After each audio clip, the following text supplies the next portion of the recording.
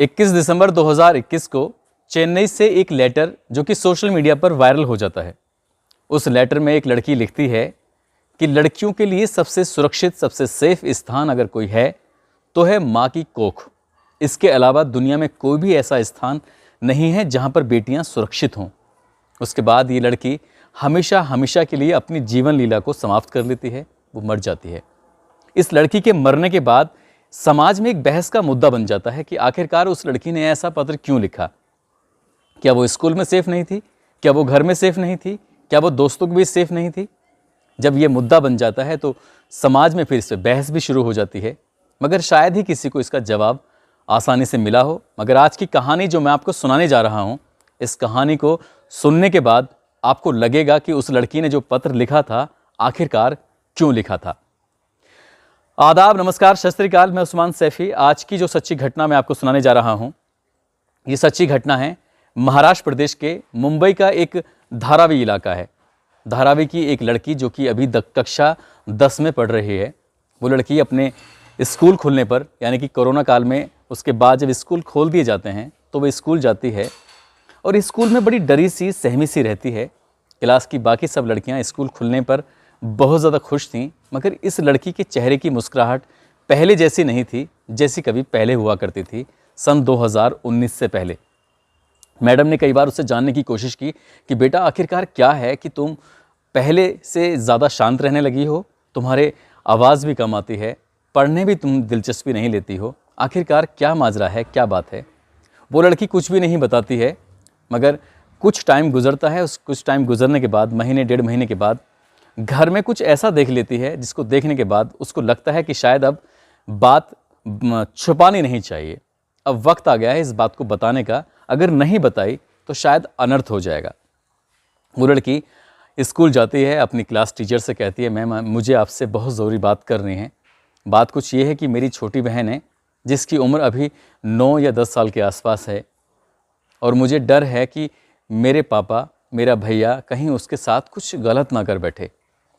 जब ये मैडम ये बात सुनती हैं तो मैडम बड़ी हैरान रह जाती हैं कि एक लड़की अपने भाई, अपने सगे भाई, अपने सगे पिता के बारे में ऐसा कैसे बोल सकती है।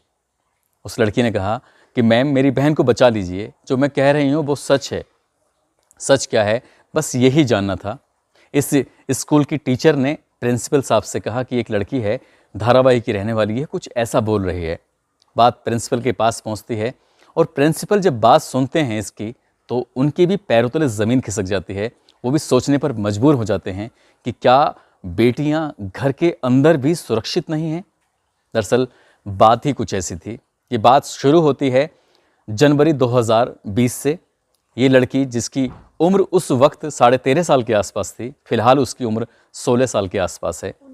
ये लड़की उस वक्त अपने घर पर अकेली थी। माँ नहीं है इसकी, एक छोटी बहन है और एक बड़ा भाई है। बड़े भाई की उम्र लगभग 20 साल के आसपास है और पिता जिसकी उम्र लगभग 43 साल के आसपास है। ये लड़की अपने घर में अकेली थी और अचानक से इसके पिता की घर में एंट्री हो जाती है।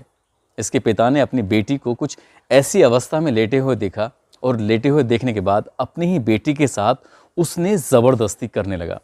बेटी पहली बार में समझ भी नहीं पा रही थी कि आखिरकार उसका पिता ऐसे जो छू रहा है, इसके छूने का क्या मतलब है, ये जो कर रहा है इसका क्या मतलब है, क्योंकि वो बाप था, वही बाप जिसने उसको बचपन से गोद में रख के पाला था, वही बाप जो उसकी छोटी छोटी बातों का, छोटी छोटी ज़रूरतों का ख्याल रखता था। उस बाप ने उसके साथ मुँह काला कर दिया और वो बेटी किसी से कुछ कह भी नहीं पाई और डरी सहमी वहीं चुपचाप रही। इसका बाप बैग बनाने वाली कंपनी में काम करता था, दिन भर वहीं रहता था। अब ये सिलसिला ऐसा शुरू होता है कि जब उसका मन करता था वो अपनी बेटी के साथ ऐसे ही मुंह काला कर लिया करता था। एक दिन उसका जो बड़ा भाई है, जिसकी उम्र लगभग 20 साल के आसपास बताई जा रही है, उसके भाई ने 25 जनवरी 2019 को, जब घर में इसकी बहन है और कोई नहीं था, उसने भी पहली बार जब मुंह काला किया, तब ये लड़की समझ नहीं पा रही थी, क्योंकि उसको समाज के बारे में, उस रीति रिवाज के बारे में कुछ पता ही नहीं था। और वो बताती तो किससे बताती, क्योंकि माँ तो इस दुनिया में थी ही नहीं, माँ तो काफ़ी पहले मर चुकी थी। इस बच्ची के साथ अब ये अनर्थ होना शुरू हो जाता है। लॉकडाउन का समय था। लॉकडाउन में अब बाप और भाई जब उनका मन करता था उस बेटी के साथ, तब वो अपना मुँह काला करते थे, उसके साथ गंदा काम करते थे। और वो लड़की किसी से अपनी दर्द, अपनी परेशानी किसी से बयां भी नहीं कर पा रही थी। वक्त धीरे धीरे गुजरने लगता है और कब ये 2 या सवा 2 साल गुजर जाते हैं उसको पता ही नहीं चलता, और उसके साथ एक आदतन बन जाती है। कह सकते हैं कि उसके साथ हैबिचुअल उसको बना दिया गया था, इस काम के लिए इतना मजबूर कर दिया गया था।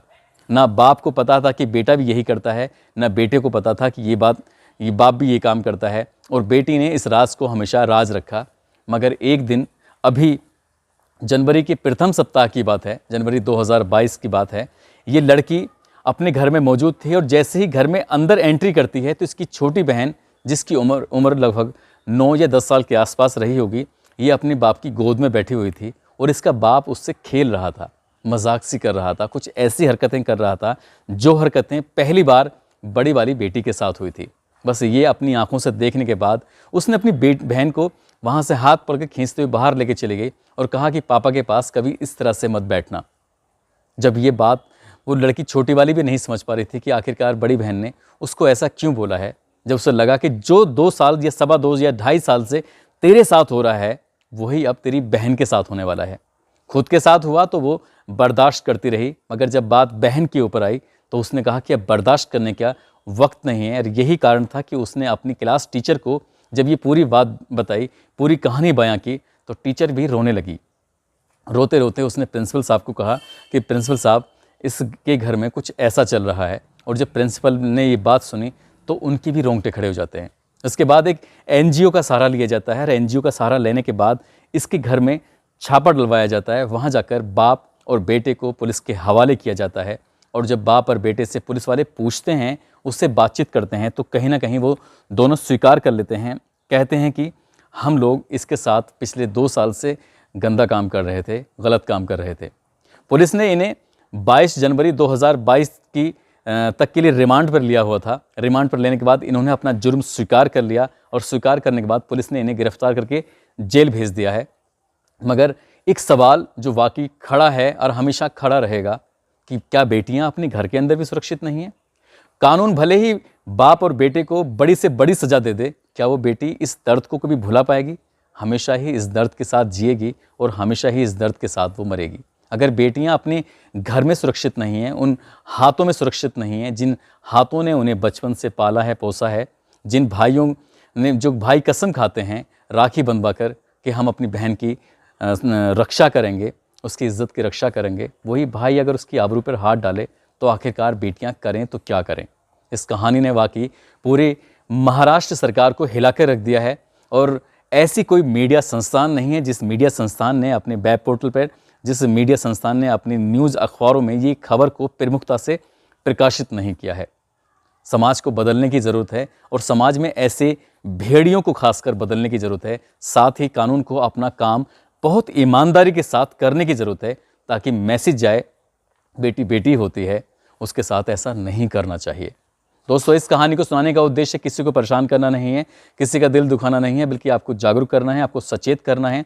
आपके साथ किसी ने भी, चाहे आपका भाई है, परिवार का कोई सदस्य है, दोस्त है, यदि गुड टच और बैड टच के बारे में आपको जानकारी नहीं है तो अपने बड़ों से पूछिए, अपने बच्चों को बताइए, उन्हें जागरूक करिए कि गुड टच क्या होता है और बैड टच क्या होता है।